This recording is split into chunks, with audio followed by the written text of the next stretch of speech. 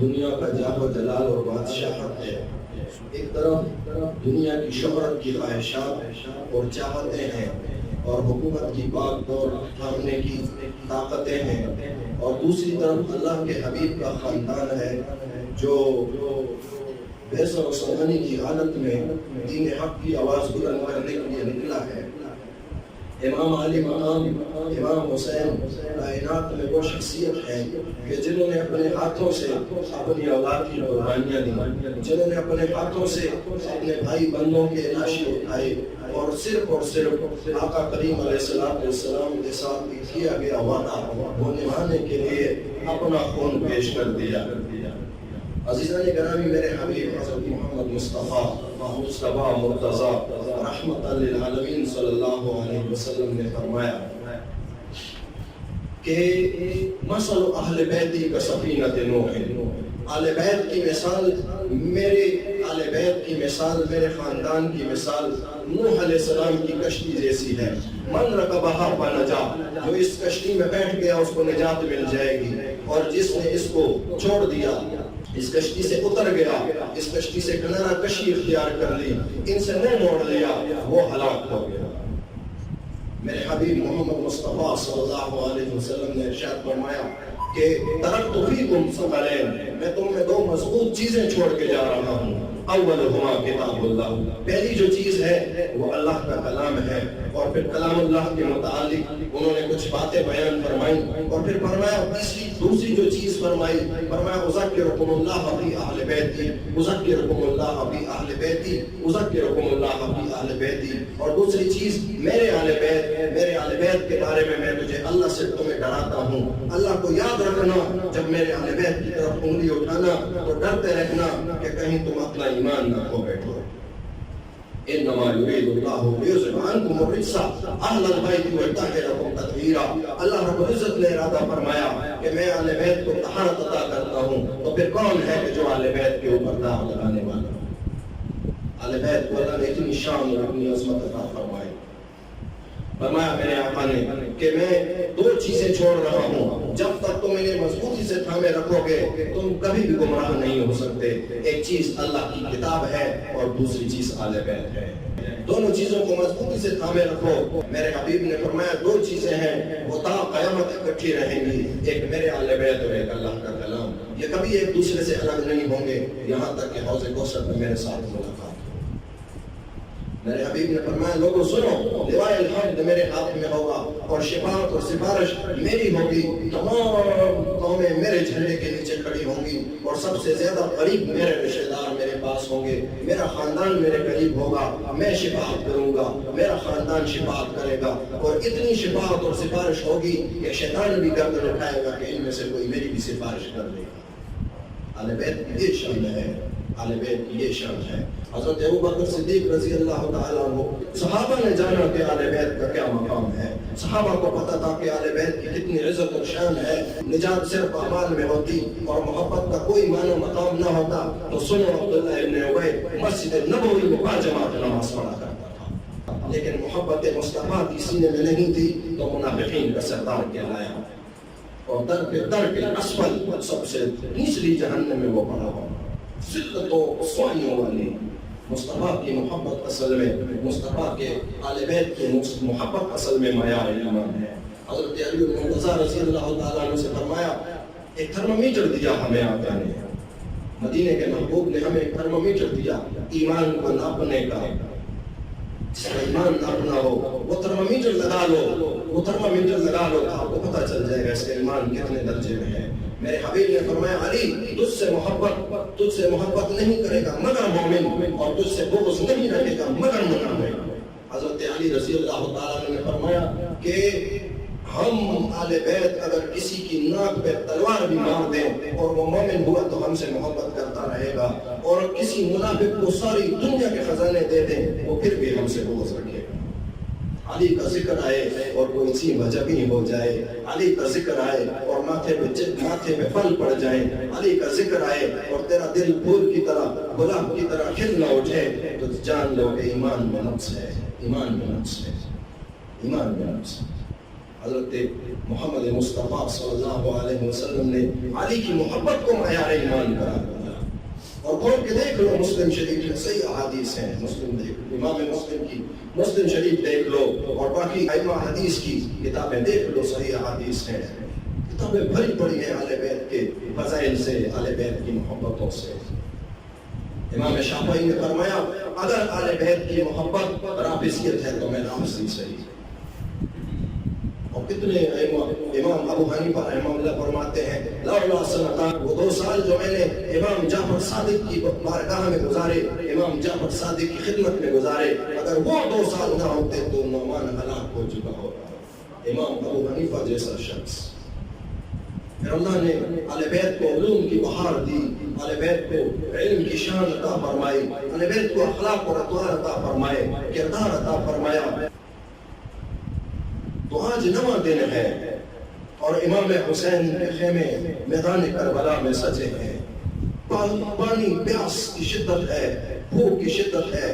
معصوم بچے اور معصوم بچیاں پیاس سے تڑپ رہے ہیں. امام حسین کربلا پہلے پہنچے اور پانی پہ سب سے پہلے ان کا قبضہ ہوا. لیکن جب مخالفین کا لشکر آیا تو امام علی مقام نے فرمایا کہ ان کو پانی دے دو, پانی سے پیچھے ہٹ جاؤ. پانی اللہ کا, اللہ کی مخلوق, اللہ کی دین, ہر کسی کی, ہر شخص کی ملکیت. تو یہ کسی سے منع نہیں کر سکتے پانی کو. تو پانی سے پیچھے ہٹ جاؤ اور پانی ان کے لیے ہم دونوں پانی استعمال کریں گے, ہم دونوں پانی استعمال کریں گے. لیکن ظالموں نے جب پانی پہ قبضہ کیا تو اہل بیت کے لیے پانی بند کر دیا. کہ تمہیں پانی نہیں ملے گا, تمہیں پانی نہیں ملے گا. امام حسین وہب کلبی رضی اللہ تعالیٰ عنہ کو خط لکھتے ہیں. وہب کلبی رضی اللہ تعالیٰ عنہ یہ اپنے ماں باپ کے ساتھ چھوٹے تو ماں باپ کے ساتھ آیا کرتے تھے مدینے کے تاجدار کے پاس. تو جب یہ امام حسن میں سے, اہل بیت میں سے کسی کو دیکھتے تھے تو مصافحہ کر کے ان کے ہاتھ چوم لیتے تھے. میرے حبیب نے فرمایا کہ وہب تجھے جنت مبارک ہو, تجھے جنت مبارک ہو. کربلا میں امام حسین نے دریافت فرمایا کہ وہب نہیں آیا تو کسی نے کہا حضور انہیں خبر نہیں, خط لکھتے ہیں, خط لکھتے ہیں. تو بی بی زینب نے فرمایا کہ بھائی کس کو خط لکھتے ہو؟ فرمایا وہب کو. کہا لکھو زینب تمہیں سلام کہتی ہے, زینب تمہیں سلام کہتی ہے اور تو اپنے گھر کے آرام میں بیٹھا ہے اور حضور کی نواسیاں, حضور کی بیٹیاں میدان کربلا میں یہاں پیاس سے بلک رہی ہیں, بھوک سے بلک رہے ہیں بچے.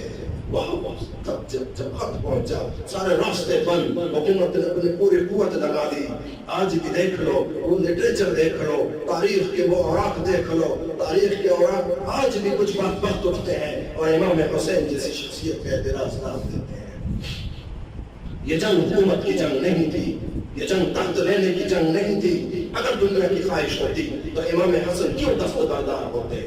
یہ تخت کی جنگ نہیں تھی, یہ بادشاہت اور حکومت کی جنگ نہیں تھی. جنگ تھی حق و باطل کی, جنگ تھی آقا کی شریعت کا نظام بلند کرنے کی, جنگ تھی آقا کریم علیہ السلام کا نام بلند کرنے کی. کچھ ایسے لوگ تھے جنہوں نے بادشاہت کو اپنا کھلونا بنانے کے لیے انہوں نے پیسہ بہایا, انہوں نے نظام ایسا بنایا, اہل بیت کے نام کو نام لینا بھی مشکل کر دیا. وہاں پہ کل بھی جن مشکلات سے وہاں پہنچتے ہیں کئی لوگ. ایک صاحب وہ جب میدان جنگ میں امام حسن کی طرف سے لڑتے ہوئے شہید ہوئے تو یہاں سے ان ظالموں نے سر کاٹ کے یوں امام کی بارگاہ کی طرف پھینکا. وہاں ان کی والدہ نے دوڑ کے سر اٹھایا, صاف کیا, چوما اور پھر کہا ہم جو چیز اہل بیت پہ قربان کر دیتے ہیں واپس نہیں لیا کرتے. پھر واپس ان دشمنوں کی طرف اپنے بیٹے کا سر پھینک دیا. ایسے قربانیاں کرنے والے, ایسی چاہتوں والے امام حسین بچہ چھوٹا بلک رہا اور پیاس سے تڑپ رہا. بی بی زینب نے فرمایا کہ بھائی آج تیسرا دن ہے, پیاس سے تڑپ رہا ہے, اس بچے کو اٹھا کے لے لو اور لے جاؤ دشمنوں کے سامنے, شاید اس بچے پہ ان کو ترس آئے.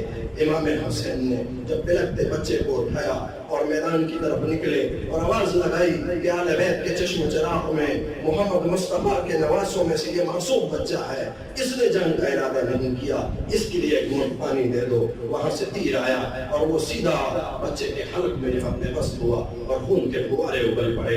امام حسین نے انہوں نے سے مٹھی میں لے کے سے اچھالا اور فرمایا اے رب کریم، اے مصطفیٰ کے رب، دیکھ لے تیرے محبوب کے اہل بیت کا کیا حال ہے.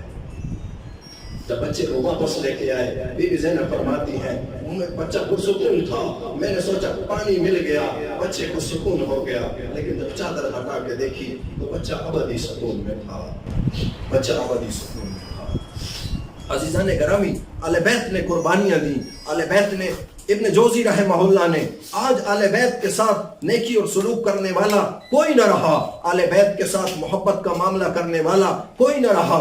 ارے رونے والے تو اپنوں کو تو بہت روتے ہیں، رونا تو وہ شان کا ہے کہ اللہ کے حبیب کی اولاد کے لیے رویا جائے، اس کے لیے رویا جائے جس کے لیے آج کوئی رونے والا نہیں، آج کوئی رونے والا نہیں ہے. امام عالی مقام کا نام لینے والا کوئی نہ رہا. ہماری محافل میں امام نام لینے والا، اس کو کہتے ہیں تو کس مسلک کا ہے، تو کس گروہ سے ہے، تو کس گروہ سے ہے. اہل بیت سب کے سانجے ہیں، اللہ کا حبیب سب کا سانجا ہے. ابن جوزی رحمہ اللہ نے ایک واقعہ لکھا ہے.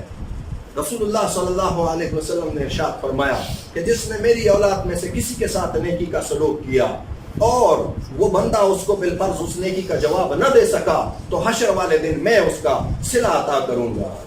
جس نے میری اولاد کے ساتھ نیکی کا سلوک کیا اور میری اولاد میں سے وہ شخص اسے اس نیکی کا جواب بدلہ نہ دے سکا، حشر والے دن مجھ سے بدلہ لے لے، وہ بدلہ میں عطا کروں گا.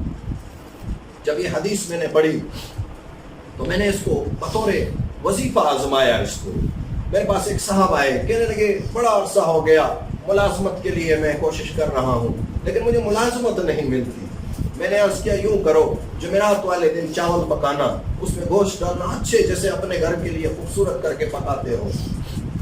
ہمارے صدقات اور خیرات اور زکوٰۃ بھی آج کل اللہ کے نام پہ جو چیز دیتے ہیں وہ بچی ہوئی چیز دیتے ہیں. جو چیز پرانی ہو گئی اللہ کے نام پہ دے دو، جو چیز کمزور ہو گئی اللہ کے نام پہ دے دو.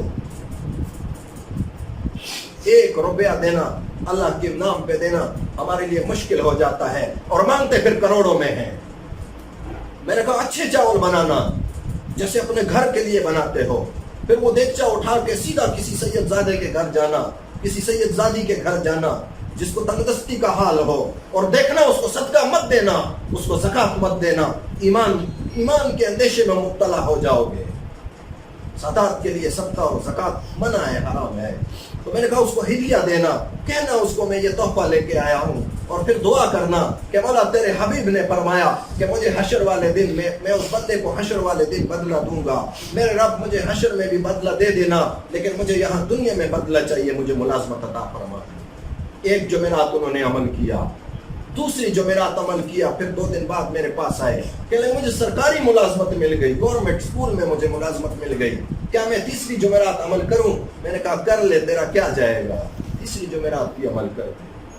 ایک دوست پر بتانے لگے کہ ہمارا ایک کیس ہے، بڑے عرصے سے بڑی پریشانی میں مبتلا ہے، مخالفین بڑی قوت والے ہیں، وہ پیسہ بہاتے ہیں اور ہمارا کیس طویل سے طویل ہوتا جا رہا ہے، کوئی ایسا عمل بتا دو. میں نے کہا ایک کام کرنا، جمعرات والے دن 3 جمعرات یہ عمل کر لو، چاول پکاؤ، کسی سید کے گھر دے دو، تحفہ ہدیہ کر کے اللہ سے دعا کرو، اللہ تمہارا نظام سنوار دے گا. پہلی جمعرات جب اس نے کہنے لگا 2-3 دن بعد ہماری تاریخ ہے اور جمعرات کو پہلے اس سے جمعرات آنے والی ہے، میں جمعرات والے دن یہ کام کروں گا. چاول پکائے، کسی کو دیے، تاریخ ہوئی 3-4 دن بعد اس نے مجھے فون کیا، کہنے لگا ہم کیس جیت گئے، کیا میں 2 جمعرات مزید بھی چاول پکاؤں؟ میں نے کہا تیرا کون سا نقصان ہو جائے گا، 1-2 کلو چاول ہی پکانے، 2 جمعرات اور پکا لے، شکرانے کے طور پہ پکا لے. اب اس پہ میں آپ کے سامنے ایک دلیل دوسری پیش کرتا ہوں. ابن جوزی رحمہ اللہ نے ایک واقعہ نقل کیا ہے اپنی کتاب میں. فرماتے ہیں کہ ایک سید زادی تھی ہرات اور کندہار کے ان شہروں میں، تو اس کا شوہر بہت ہو گیا، چھوٹے چھوٹے یتیم بچے تھے 3-4، ان کو اب سید کے لیے صدقہ بھی جائز نہیں، زکوٰۃ بھی جائز نہیں، اور کوئی جاننے والا ہے نہیں. میکہ کہیں دور پردیس میں، یہ کہیں دور دوسرے دیش میں. اب میکے کی طرف یہ روانہ ہوئی. یہاں سے جب یہ اپنے بچوں کو لے کے چلی، راستے میں شام کا وقت ہوا. اس وقت تو سفر گاڑیوں میں نہیں تھے، پیدل قافلوں میں اور اکیلے تنہائیوں میں سفر ہوتے تھے، گھوڑوں پہ، اونٹوں پہ اور پیدل سفر ہوتے تھے. یہ لے کے چلیے اپنے بچوں کو ساتھ. ایک جگہ ایک گاؤں ایسا آیا, ایک شہر ایسا آیا, اس شہر میں اس کے اوپر رات کا اندھیرا چھانے لگا. سید زادی ہے اور پردے والی ہے اور زکوٰۃ اور صدقات کے گناہ کو نہ قبول کرتے ہوئے سفر پہ چلی ہے. یہ پریشان ہوئی, بچے بھوکے ہیں, ایک دیوار کے سائے میں بیٹھی اور اللہ کے سامنے گڑ گڑانا شروع کیا. ایک آتش پرست قریب سے گزر رہا تھا, کہنے لگا بی بی کون ہو؟ کہنے لگی میں سید زادی ہوں اور یہ معصوم یتیم بچوں کو لے کے چلی ہوں اپنے گھر, اپنے ماں باپ کے ہاں. ان کا باپ فوت ہو چکا ہے اور میرے لیے صدقہ اور زکوٰۃ جائز نہیں, تو میں یہاں تھوڑی دیر آرام کے لیے رکی ہوں.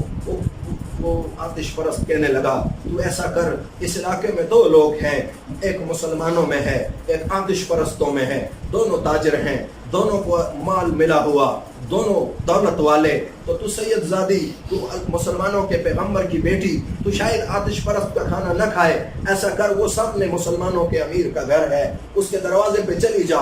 بڑا مالدار ہے, بڑی دولت والا ہے اور بڑے نظام والا ہے, وہ شاید تیری امداد کر دے. یہ اٹھی بچوں کو لے کے, اس کا دروازہ کھٹکھٹایا. وہ امیر باہر آیا, کہنے لگی میں سید زادی ہوں اور میرے ساتھ چھوٹے یتیم بچے ہیں, تو ہماری کچھ امداد کر دو. وہ کہنے لگا کچھ ثبوت دے دو. کیا ثبوت ہے تو سید زادی ہے؟ تو سادات کے پاس اپنے شجرے ہوتے ہیں اور حضور نبی کریم صلی اللہ علیہ وسلم تک پیوست ہوتے ہیں شجرے, لیکن سفر ہے, پردیس کا عالم ہے, غربت ہے, تندرستی ہے, کون جانے شجرا کہاں. کہنے لگی ثبوت تو کوئی نہیں. وہ کہنے لگا جا, پھر ہر بندہ دوسرا آتا ہے, سید ہونے کا دعویٰ کرتا ہے, ثبوت نہیں ہے تو اپنا راستہ ناپ. یہ واپس لوٹی اپنے بچوں کو لے کے, اسی دیوار کی جڑ میں بیٹھ کے یہ گڑ گڑانے لگی. اس آتش پرست کو اسے دوبارہ جب دیکھا, کہنے لگا بی بی آپ وہاں نہیں گئی؟ کہا میں گئی تھی. تو کہا کیا ہوا؟ کہنے لگی, اس نے کہا ثبوت لے آؤ. تو میرے پاس تو کوئی ثبوت نہیں. اس آتش پرست نے کہا اچھا پھر بی بی میرے ساتھ چلو, میں آپ کی خدمت کروں گا. رات ہوئی, یہ مسلمان امیر خواب دیکھتا ہے, جنت محشر کا میدان لگا ہوا, جنت کے دروازوں کی طرف مسلمان بڑھ رہے. یہ دوڑتا ہوا جنت کے, وہ نفس نفسی کا عالم ہوگا, وہ نفس نفسی کا عالم ہوگا.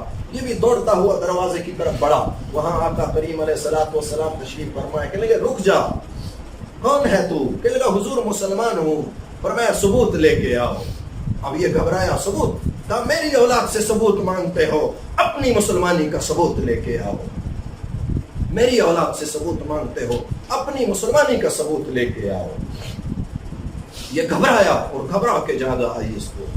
یہ اٹھا, نوکروں چیختا چلاتا, نوکروں سے کہا وہ بیوی کہاں گئی, وہ چھوٹے چھوٹے بچے کہاں گئے؟ انہوں نے کہا وہ تو آتش پرست لے گیا. یہ رات, اندھیری رات میں دوڑتا ہوا وہاں اس کا دروازہ کھٹکھٹایا. اسے کہنے لگا وہ جو مہمان آئے ہیں وہ مہمان مجھے دے دو. اس نے کہا نہیں ہو سکتا. کہا میری آدھی دولت لے لو. کہا نہیں ہو سکتا. کہا میری پوری دولت لے لو, مہمان مجھے دے دو. کہا نہیں ہو سکتا. کہنے لگا وہ آقا کے شہزادے میرے گھر میں بیٹھے ہیں, خوش ہیں, سکون سے ہیں. جس وقت تجھ سے جنت کے دروازے پہ پوچھا جا رہا تھا کہ ثبوت لے کے آؤ, عین اسی وقت مجھے آقا نے فرمایا تھا تو تیری اولاد 7 نسلوں تک تمہارے لیے جنت واجب ہو. 7 نسلوں تک. سادات کے اوپر اعتراض کرنا, سادات کے ساتھ مخالفت کرنا, اہل بیت کے ساتھ مخالفت کرنا. یہاں ہمارے شہر میں ایک صاحب نے کہنے لگے یہ کیسے سادات ہیں, کیسے اہل بیت ہیں, نماز نہیں پڑھتے. اب تمہیں دکھا کے پڑھائیں نماز کی, ادھر آؤ نماز پڑھ رہے ہیں, آ جاؤ ہمیں دیکھ لو ہم نماز پڑھ رہے ہیں. تو کہنے لگا کیسے سادات ہیں, نماز نہیں پڑھتے. تو رات کو خواب دیکھا اور اس خواب کے گواہ اس مجلس میں موجود ہیں. اس نے جن کو بتایا مجھے انہوں نے بتایا. اس نے رات کو خواب دیکھا اور خواب میں اس نے وہ مدینے کے تاجدار کی زیارت کی اور مدینے کے تاجدار نے فرمایا تو کون ہے میری اولاد کا حساب لینے والا؟ تیری حیثیت کیا ہے کہ تو میری اولاد کا حساب لیتا ہے؟ عزیزان گرامی, نماز کو پڑھتا ہوں میں اپنی ذات کے لیے, لیکن اگر میرے اخلاق سے, میرے کردار سے میں نے کسی کی دولت دبا لی, میں نے کسی کا قرض دبا لیا, میں نے کسی کی جائیداد دبا لی, میں نے کسی کی عزت کی طرف دیکھ لیا, میں نے کسی کی عزت اچھال لی, وہ میرا اور آپ کا معاملہ, وہ نقصان آپ کو. میری نماز پڑھنے سے اور میرا روزہ رکھنے سے آپ کا کوئی نقصان اور کوئی فائدہ نہیں. وہ میرا اور میرے رب کا معاملہ ہے. اور کون ہے جو آ کے آپ کا دروازہ کھٹکھٹائے کہ آ جاؤ دیکھ لو میں نماز پڑھوں. مومنوں کے ساتھ خیر کا گمان رکھو اور سادات اہل بیت کے ساتھ خیر کا گمان رکھو. فرمانے لگا وہ روتا ہوا صبح روتا ہوا آیا, پھر لگا مجھ سے پتہ نہیں کیا خطا ہو گئی. رات کو مجھے آقا کی زیارت ہوئی, فرمایا تو کون ہے میری اولاد کا حساب لینے والا, تو کون ہے میری اولاد کا حساب لینے والا. تو عزیزان گرامی, آج میدان کربلا میں جو حالات سجے ہیں, اگر کسی کا بیٹا اس کے ہاتھوں میں بیماری سے دم توڑ دے تو کتنا درد ہوتا ہے. ایک صاحب نے مجھے فون کیا, کہنے لگے میرا بچہ ہاسپٹل میں ہے اور مجھے پوری کائنات انٹھیر نظر آ رہی ہے, مجھے ایسے میں صرف آپ نظر آئے, خدا کے لیے میرے بیٹے کے لیے دعا کر دو, میرے بیٹے کو علیہ السلام کے لیے. اور پھر جب وہ دنیا سے رخصت ہوا وہ بچہ, تو انہوں نے جب مجھے فون کیا اور جس طرح بلک بلک کے وہ روئے, جس طرح تڑپ تڑپ کے وہ روئے, اور کہنے لگے میرا ایک ہی بیٹا تھا, میرا ایک ہی بیٹا تھا, ایک بیٹا دنیا سے رخصت ہوا, ایسا درد ہوا. یہاں امام علی مقام میں کئی جانے وار دی, کئی جگر کے ٹکڑے وار دیے. آج جب ان کے لیے دعا کا وقت آتا ہے, ان کے لیے اِصال ثواب کا وقت آتا ہے, آوازیں اٹھتی ہیں